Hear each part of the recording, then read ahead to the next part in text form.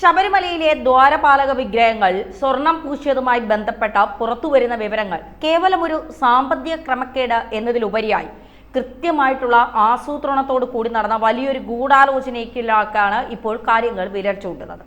കഴിഞ്ഞ 2 പതിറ്റാണ്ടുകളിൽ ഏറെയായി നീണ്ടു നിൽക്കുന്ന ഗൂഢാലോചനയും ബന്ധങ്ങളും ഉന്നത ഇടപെടലുകളും ഒക്കെ തന്നെ ഇതിൽ ചുരുളഴിയുകയാണ്. പ്രത്യേക അന്വേഷണ സംഘം ഇപ്പോൾ ഓരോന്നും ചുരുളഴിച്ച് വരികയാണ്. സാധാരണഗതിയിലുള്ള ഒരു അഴിമതി എന്നതിലുപരിയായിട്ട് ക്ഷേത്രത്തിലെ ആചാരങ്ങളെയും വിശ്വാസങ്ങളെയും മുൻനിർത്തിക്കൊണ്ട് നടന്ന ഈ സ്വർണ്ണക്കളയുടെ പിന്നിൽ വൻതോതിലുള്ള പ്ലാനിംഗ് നടന്നിട്ടുണ്ട് എന്നാണ് സൂചന. അന്വേഷണം ഇങ്ങനെ ഓരോ ഘട്ടം പിന്നിടുമ്പോഴും ശബരിമല തന്ത്രി കണ്ഠരര് രാജീവരിലേക്ക് സംശയങ്ങളിലെ നീങ്ങുന്നതും കേസിൽ അദ്ദേഹത്തിന്റെ പങ്ക് വ്യക്തമാക്കുന്നതും വിശ്വാസികൾക്കിടയിൽ തന്നെ വലിയ പ്രതിഷേധത്തിന് ഇടയാക്കിയിട്ടുണ്ട്. കേസിൽ ഏറ്റവും നിർണായകരമായത് പത്മകുമാർ പോലീസിന് മുൻപാകെ നൽകിയ മൊഴി തന്നെയാണ്. കഴിഞ്ഞ 20 വർഷമായി ശബരിമല തന്ത്രി കണ്ഠരര് രാജീവരുമായി 1-ാം പ്രതി ഉണ്ണികൃഷ്ണൻ പോറ്റിക്ക് അവിശുദ്ധമായിട്ടുള്ള അടുത്ത ബന്ധമുണ്ട് എന്നാണ് പത്മകുമാർ വെളിപ്പെടുത്തിയിരിക്കുന്നത്.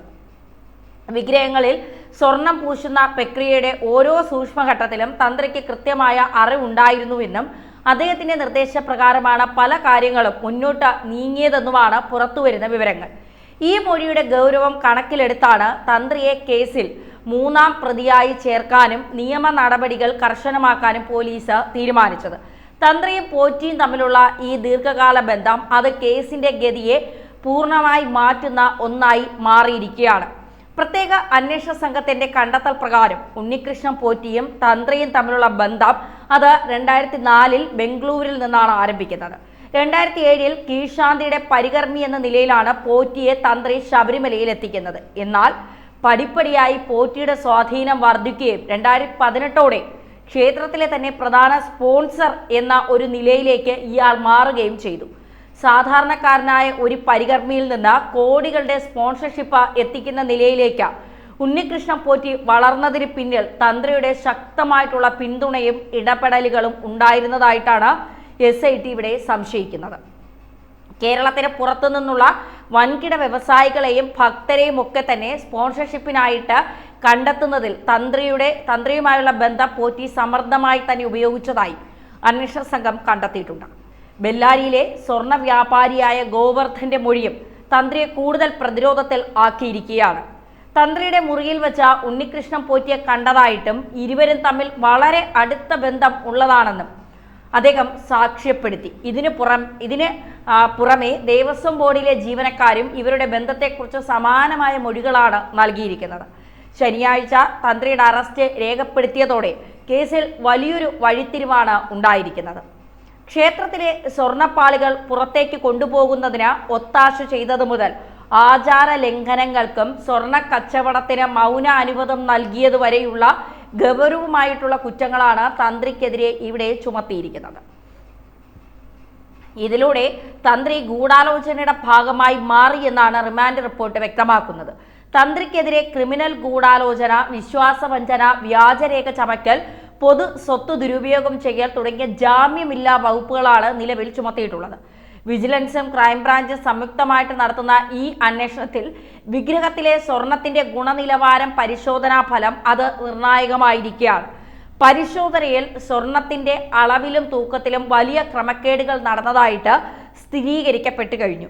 വരും ദിവസങ്ങളിൽ ഏതായാലും തന്ത്രിയെയും പോറ്റിയെയും കസ്റ്റഡിയിൽ വാങ്ങി ഒരുമിച്ചിരുത്തി ചോദ്യം ചെയ്യുന്നതോടുകൂടി ഈ സ്വർണ്ണക്കൊള്ളയ്ക്ക് പിന്നിൽ പ്രവർത്തിച്ച വമ്പൻ സ്രാവുകളെക്കുറിച്ചുള്ള വിവരങ്ങൾ കൂടി പുറത്ത് വരുമെന്നാണ് കണക്കാക്കപ്പെടുന്നത്.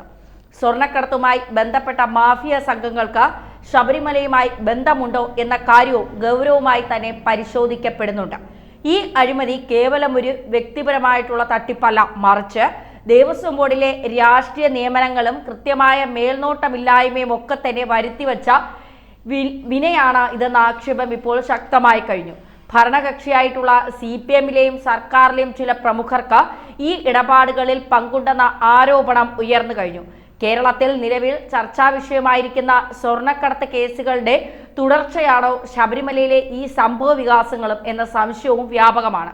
അന്വേഷണം ഉന്നത കേന്ദ്രങ്ങളിലേക്ക് നീങ്ങുന്നതോടുകൂടി പല പ്രമുഖരുടെയും മുഖംമൂടി അഴിഞ്ഞു വീഴാനുള്ള സാധ്യതയുമുണ്ട്. നിലവിലെ രാഷ്ട്രീയ സാഹചര്യത്തിൽ സർക്കാരിന് വലിയ തിരിച്ചടിയായി മാറിയിരിക്കുന്ന ഈ കേസ് വരും ദിവസങ്ങളിൽ കേരള രാഷ്ട്രീയത്തിൽ വലിയ കൊടുങ്കാറ്റുകൾക്ക് വഴിയുണ്ടാക്കും എന്ന കാര്യത്തിൽ സംശയം വേണ്ട. നമുക്കറിയാം, ശബരിമല സ്വർണ്ണക്കേസുമായി ബന്ധപ്പെട്ട 2 മന്ത്രിമാരാണ് ഇപ്പോൾ സംശയ നിഴലിലുള്ളത്.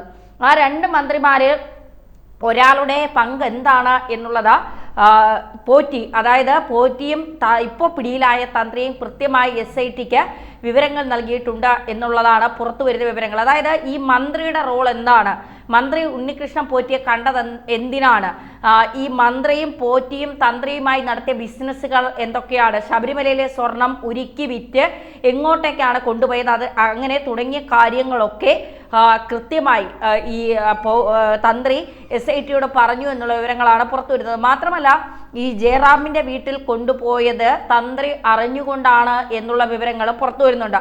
തന്ത്രി അറിയാതെയല്ല ഇത് ജയറാമിന്റെ വീട്ടിൽ കൊണ്ടുപോയതെന്നും തന്ത്രിയുടെ പൂർണ്ണ അനുവാദത്തോടെയാണ് ദ്വാരപാലക വിഗ്രഹങ്ങൾ ജയറാമിന്റെ വീട്ടിൽ കൊണ്ടുവച്ചത് എന്നും ഇപ്പോൾ ചില സൂചനകൾ പുറത്തു വരുന്നുണ്ട്. അത്തരത്തിൽ SITക്ക് ചില വിവരങ്ങൾ കിട്ടിയിട്ടുണ്ട്. അതിന്റെ അടിസ്ഥാനത്തിൽ ചിലപ്പോൾ ജയറാമിനെയും ചോദ്യം ചെയ്യാൻ വിളിപ്പിക്കാം. ചോദ്യം ചെയ്യലിൽ ഈ മൊഴികളിൽ വൈരുദ്ധ്യമുണ്ടെങ്കിൽ ഒരുപക്ഷെ ജയറാം അറസ്റ്റിലാകാനുള്ള സാധ്യതകൾ കൂടിയുണ്ട്.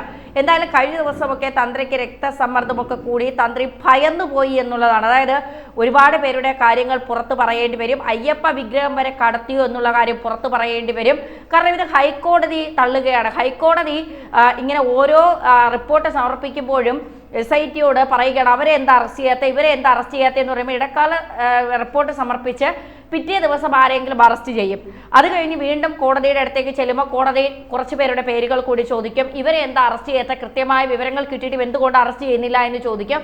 അപ്പോൾ വീണ്ടും SIT അറസ്റ്റ് ചെയ്യും. SITയെ സംബന്ധിച്ചിടത്തോളം SITക്ക് പരിമിതികളുണ്ട്.